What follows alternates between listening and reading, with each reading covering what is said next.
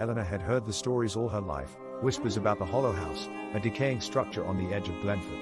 They said it had been abandoned for decades, but every night, strange sounds echoed from its walls, whispers, footsteps, and faint, eerie voices calling out in the dark. The town folk avoided it, but Eleanor's curiosity got the better of her. One cold, crisp evening, she decided to go. Her heart raced as she approached the house. It loomed tall and ominous, its windows cracked and overgrown with ivy.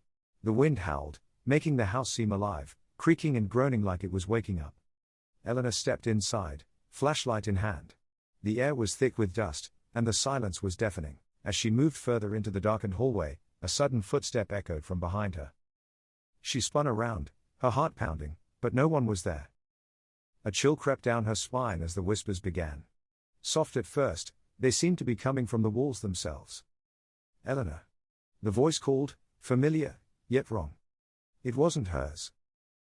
It echoed through the empty house like a ghostly whisper.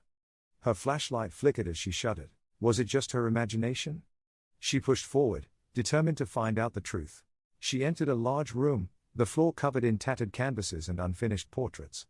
Each painting depicted a soul hollow-eyed, frozen in time, their faces warped in a permanent state of despair. The air was heavy with an unsettling energy.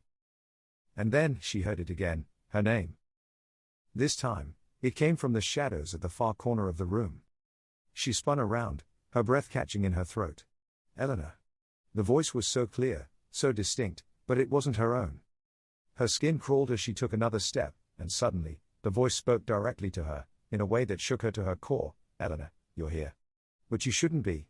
A cold shiver ran down her spine. The voice seemed to echo all around her now, coming from the corners of the room, from within the portraits themselves.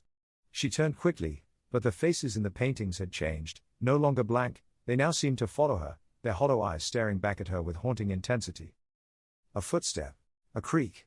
She spun around to find a shadow moving at the edge of her vision, but there was no one there. The whispering voices grew louder, more frantic, now overlapping and blending into a maddening chorus. And then, her voice, coming from somewhere deep within the house. Eleanor, run.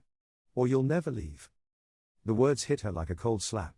Her heartbeat raced as she ran, desperate to escape the house, but no matter how many steps she took, the walls seemed to close in on her. The house was no longer just a place, it was a trap, an endless loop that held her captive. The echoes grew louder, more urgent, now in a language she couldn't understand. She stumbled toward the door, but as she reached for the handle, the whispering stopped.